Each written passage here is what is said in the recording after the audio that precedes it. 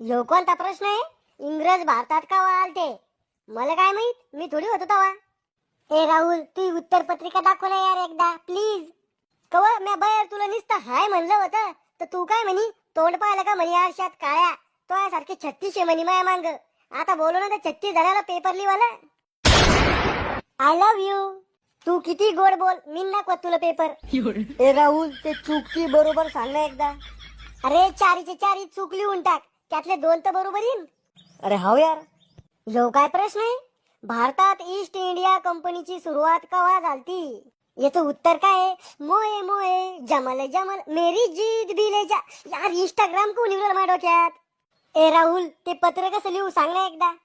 अरे गर्लफ्रेंडला love letter कसं लिहतो तसं लिहू. बर.